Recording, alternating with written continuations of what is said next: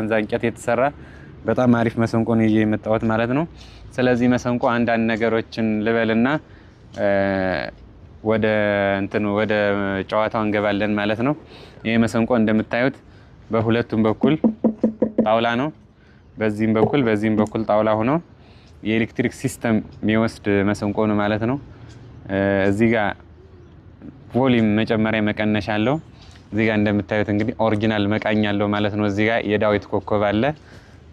በዚህ ጋም በሁለቱም የዳዊት ኮከብ አድርጌያለሁ ማለት ነው። ይሄን መሰንቆ ያዘዘኝ ከእስራኤል በጣም የማከብረው ወዳጄ ቢራራ ይባላል ማለት ነው። እንግዲህ ከእስራኤል ሀገር እንደዚህ አድርጌ እንድሰራ ትዕዛዝ በሰጠኝ መሰረት በሁለቱም በኩል ጣውላ በጣውላ አድርጌ እንደዚህ አይነት የሚያምር ድምጽ ያለው አድርጌ ሰርቻለሁ ማለት ነው። ማንገቻም አለው እንደምታዩት በጣም ቤስት የሆነ ማንገቻ አለው።